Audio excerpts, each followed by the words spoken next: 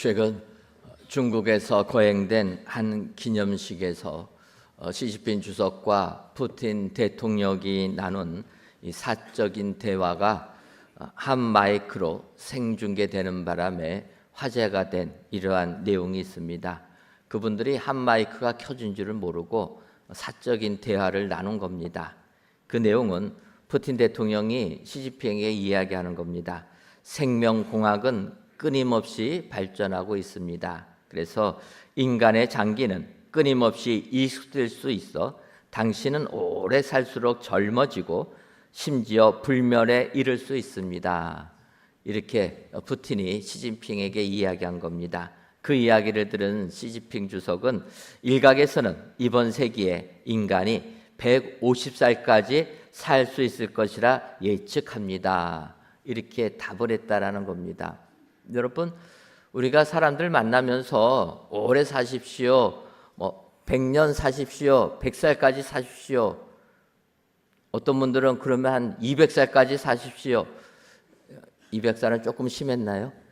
그러면 그냥 100살까지 사십시오. 그럼 우리는 어떻게 합니까? 감사합니다. 오래 살면 좋은 거 아닙니까? 감사합니다 하면 끝날 텐데 이분들이 얘기한 거는 오히려 화제가 되는 겁니다. 왜 그렇습니까? 그분들은 실질적인 나이가 만으로 72세이고 또 시진핑 주석은 중국에서 13년간 권력의 최정점에 있으며 푸틴은 2000년부터 대통령이 돼서 지금 5년임을 하여 가지고 또 장기 집권을 하고 있다라는 겁니다. 현대판 차르라 이렇게 얘기합니다. 이런 분들이 불멸할 수 있다, 150세까지 살 수 있다 이러니까 사람들이 긴장하는 겁니다. 근데 생각해 보면 사람이란 권력의 정점에 오르게 되면 거기 내려가기 싫어가지고 영원한 삶 살기를 원한다라는 겁니다. 예전에 중국에 진시 황제가 있습니다. 진나라 때 이 시 황제, 그는 나라를 통일하고 이제 통치하다 보니까 영원히 살고 싶은 겁니다. 그래서 불로초를 구하겠다고 온갖 사람들 보낸 것 아닙니까? 우리가 제주도에만 가도 진시황제가 보낸, 그래서 불로초 찾겠다는 사람이 거기까지 왔다, 전설로 이렇게 내려오고 있습니다. 어쨌든 진시황제는 죽기 싫어서 영생하겠다고 불로초 구했다가 그래서 온갖 것 먹다가 결국 어떻게 됐습니까? 수은이 좋다고 하니까 수은까지 먹어서 결국 수은 중독 때 더 빨리 죽게 되었다 얘기하는 겁니다. 여기서 보면 사람들은 누구나 다 장수하기, 오래 살기를 원한다라는 것을 알 수가 있습니다. 하지만 성경은 한 번 죽는 것은 사람에게 정해진 것이요, 바꿔 말하면 사람은 죽는다라는 겁니다. 세상 권력 잡은 자들이 안 죽으려고 하지만 죽게 된다라는 겁니다. 이런 인간을 하나님께서 사랑하셔서 예수님을 2000년 전에 이 땅에 보내주신 줄 믿습니다. 우리 예수님은 우리의 죄를 대신 지시고 십자가의 죽음을 당하심으로 우리에게 영생의 축복, 영원한 삶을 주신 줄 믿습니다. 누구든지 이 예수님만 믿으면 우리는 세상 왕들도 얻지 못하는 영생의 축복을 받아 누리게 되는 줄 믿습니다. 바로 우리 예수님은 우리에게 이 같은 영생의 축복을 주시고 하여 이 땅에 오셨고, 이제 오늘 본문 마태복음 9장 35절 보면 예수께서 모든 도시와 마을에 두루 다니사 그들의 회당에서 가르치시고 천국 복음을 전파하시며 모든 병과 모든 약한 것을 고치시니라. 예수님께서 이 땅에 오셔서 천국 복음을 전파하시는 겁니다. 그 천국 복음을 믿으라 전파하시면서 하나의 증거로 우리의 모든 병을 고쳐주시고 모든 약한 것, 허약한 것들을 강하게 해주셨다라는 겁니다. 여러분, 그런 것 아닙니까? 우리가 예수님 믿게 되면 우리의 연약한 육체가 힘을 얻게 되는 줄 믿습니다. 세상에서 이러기 때문에 예수님을 믿으면 영생의 축복 주님이 주시는 것 확실하게 믿게 된다라는 겁니다. 따라서 오늘 우리들은 이 땅에 오셔서 천국 복음을 전파하시고 병자와 허약한 자들을 강하게 주신 우리 예수님, 그 예수님을 바로 알아서 진정으로 예수님 믿고 구원받아 영생의 축복을 받아 누려야 될 줄 믿습니다. 그렇다면 이 땅에 천국 복음을 전파하신 예수님, 그 예수님은 어떤 분이십니까? 첫째로 우리를 불쌍히 여기시는 예수님이십니다. 마태복음 9장 36절을 보면 무리를 보시고 불쌍히 여기시니 이는 그들이 목자 없는 양같이 고생하며 기진함이라. 예수님께서 이 땅에 사는 사람들을 보시면서 그들이 목자 없는 양같이 고생하며 기진함을 보시고 불쌍히 여기셨다라는 겁니다. 근데 뭐 우리가 잘 아는 대로 양의 특징은 무엇입니까? 양은 자기를 방어할 만한 방어 수단 하나도 갖고 있지 않는, 공격 수단도 하나도 갖고 있지 않는 이런 존재가 양이라는 겁니다. 뭐 대적이 쳐들어오면 자기를 방어할 만한 힘이라도 있어야 되는데 양은 힘도 세지 않습니다. 그러면 대적이 오는, 자기를 죽이려고 해치려고 오는 짐승의 발자국 소리를 들을 수 있는 좋은 귀래도 좀 있어야 되는데 청각도 좋지 않습니다. 청각이 안 좋으면 눈이라도 좋아야 되는데 양은 눈도 좋지 않습니다. 바꿔 말하면 자기를 보호할 만한 아무런 도구가 없는 게 양이라는 겁니다. 그 양은 이 세상에 태어나서 그 생명을 유지하는 길은 자기를 인도해주는 목자만을 따라다닌다는 거예요. 내가 목자를 따라다녀야지만 나는 살기 때문에 양은 목자를 따라다닌다는 겁니다. 그런데 문제는 무엇입니까?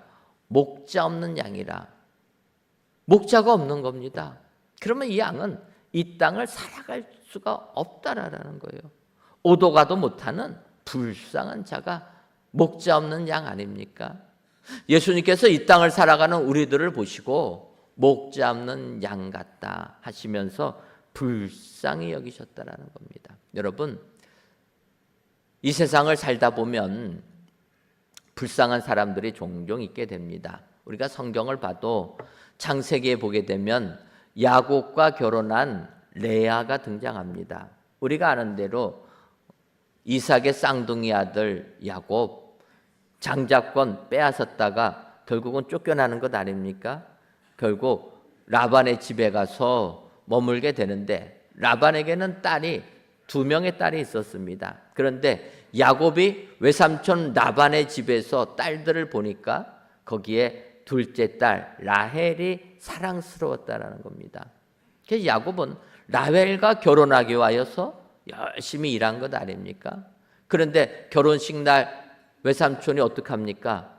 라헬을 주지 아니하고 레아를 준 겁니다.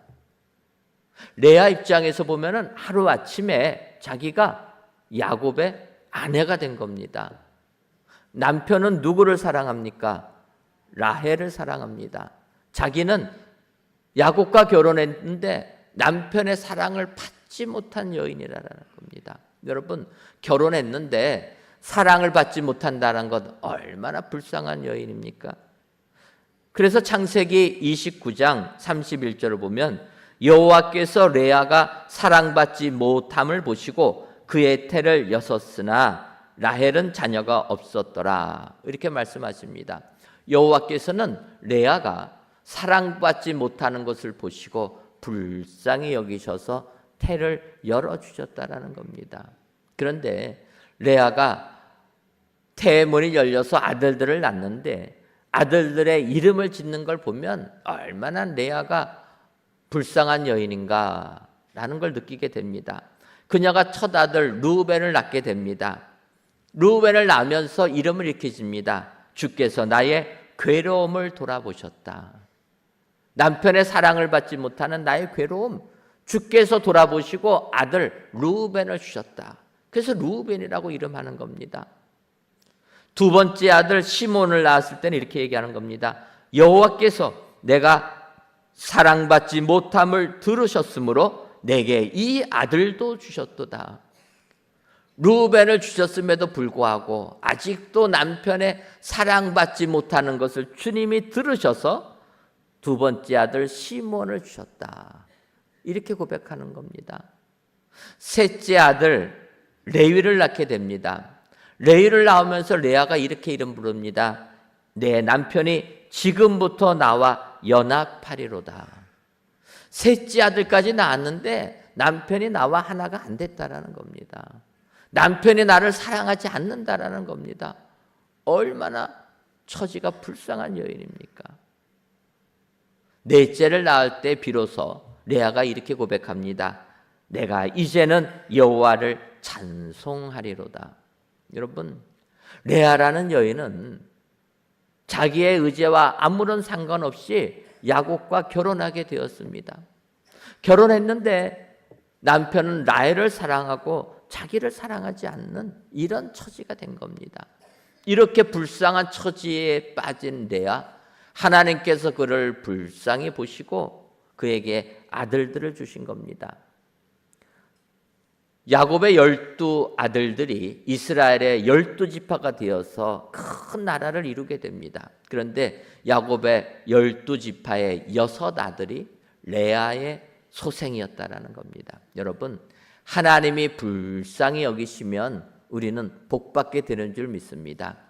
세상 사람들이 우리를 불쌍히 여기면 자존심 상하지만 하나님께서 우리를 불쌍히 여기시는 것은 자존심 상하는 게 아니라 복의 복이 우리에게 임하게 되는 줄 믿습니다.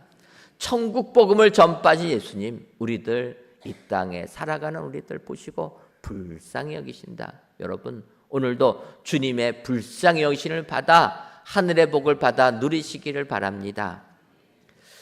제가 전에 눈이 올 때 무리하게 운전하다가 언덕에 차가 멈추는 바람에 꼼짝달싹 못한 일이 있었습니다. 쉽게 생각하고 언덕을 올라갈 수 있겠지 했는데 못 올라가는 겁니다. 차가 헛바퀴를 도는 거예요.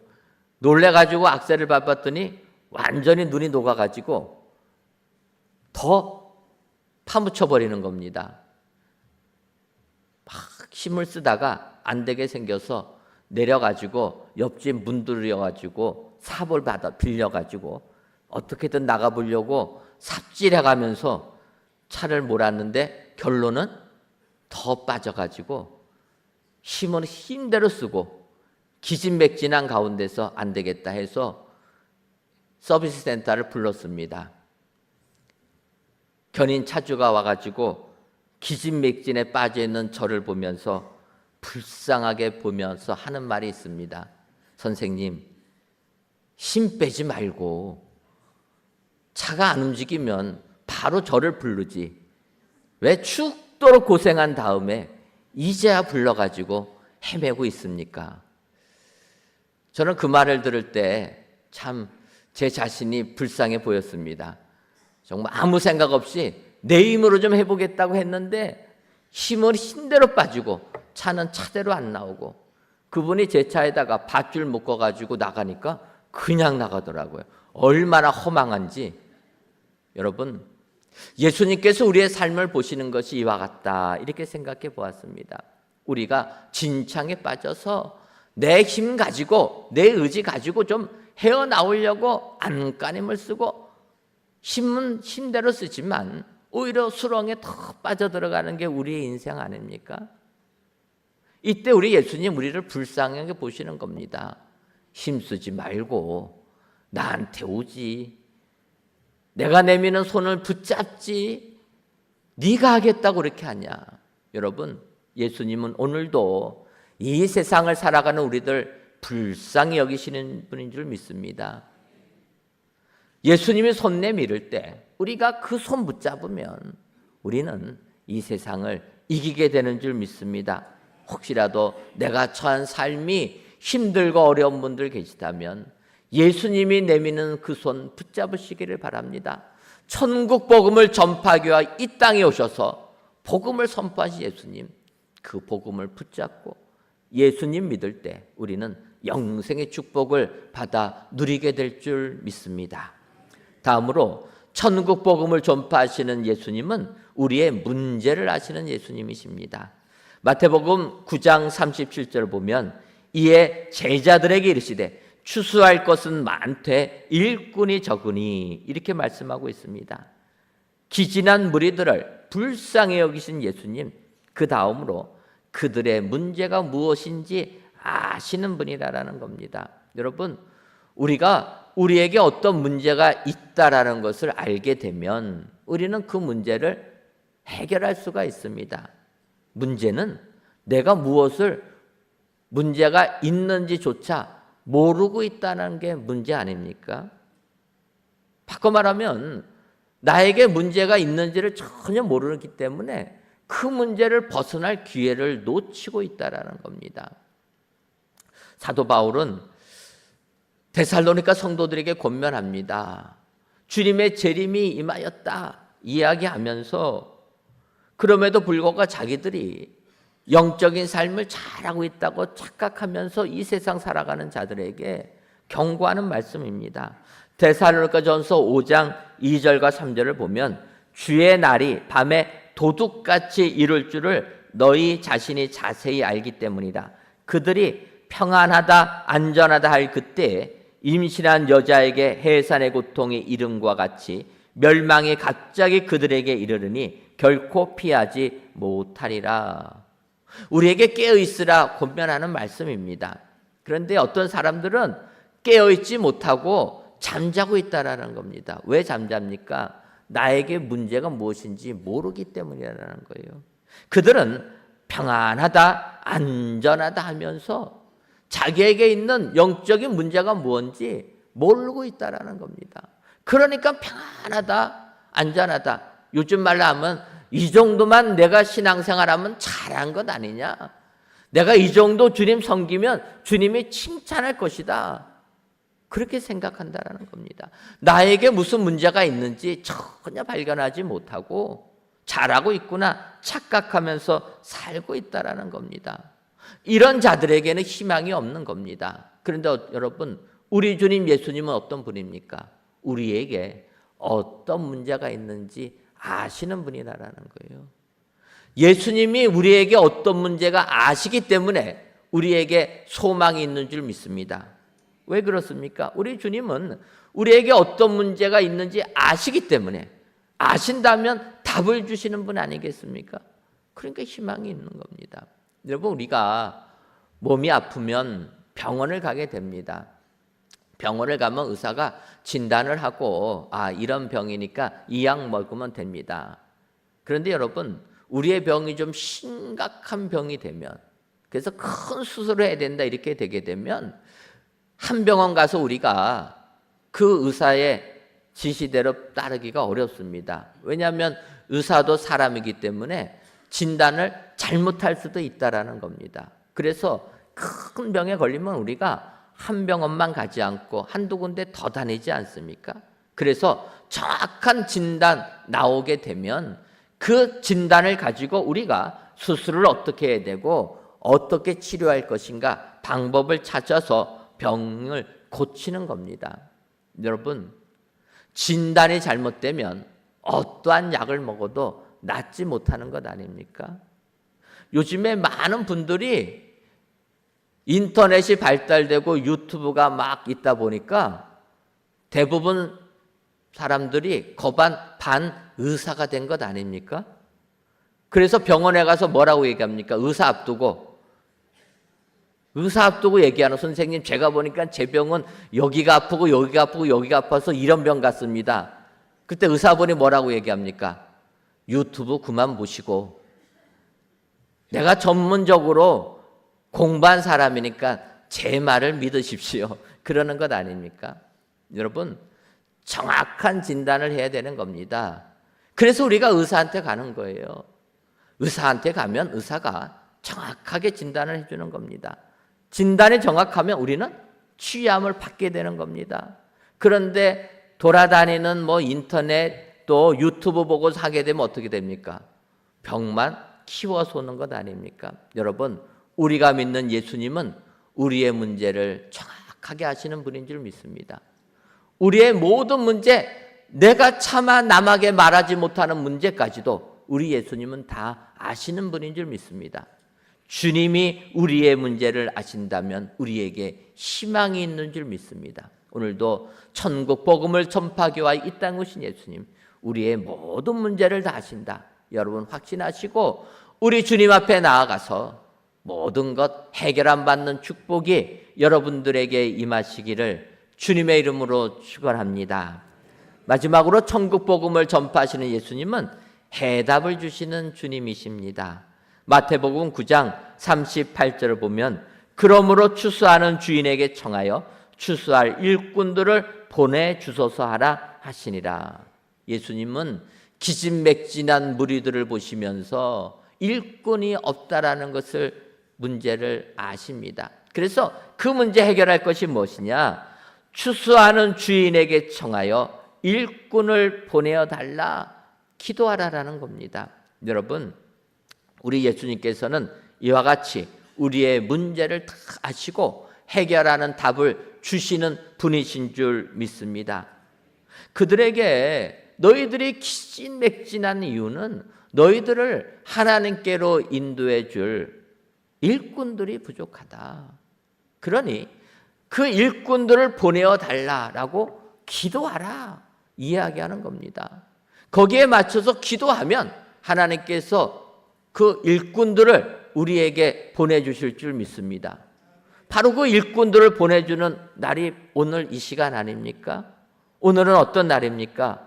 우리 교회가 장로님, 권사님, 안수집사님을 피택하는 날이라는 겁니다. 하나님께서 우리 교회를 천호동으로 옮겨주시고 이 지역, 아니 온 땅끝까지 이르러 주의 증인이 되라고 많은 사명 주셨습니다. 더욱더 우리 교회가 사명이 확장되고 있기 때문에 더 많은 일꾼들을 필요로 하고 있다라는 겁니다. 그래서 우리 교회는 오늘 일꾼들 피택하는 선거날을 정하고 예수님의 말씀처럼 일꾼들 보내어 달라고 몇 달 전부터 기도하지 않았습니까? 기도한 날이 바로 오늘이 되었다라는 겁니다. 따라서 오늘 피택되시는 분들은 예수님께서 천국 복음을 전파하기 위하여 주의 일을 감당할 일꾼으로 불렀다는 것을 기억하시고 복음 증거하는 일에 최선을 다해야 될 줄 믿습니다. 또한 우리 온 성도님들은 이런 일꾼을 보내달라 주님께 기도한 우리들이기 때문에 오늘 피택되는 그분들의 권위를 인정하고 존중해 줘야 될 줄 믿습니다. 그리할 때 진정 우리 교회는 주의를 감당하는 축복의 교회가 되게 될 줄 믿습니다. 오늘도 천국 복음을 전파하기 위하여 이 땅에 오신 예수님, 그 예수님은 우리를 불쌍히 여기시는 주님, 그리고 우리의 문제도 아시고 그 해결을 해주시는 주님이시라. 오늘도 이 주님 만나셔서 영생의 축복을 받으시고 이 은혜를 땅끝까지 증거하시는 은혜의 모든 성도님들이 되시기를 주님의 이름으로 축원합니다. 기도하겠습니다.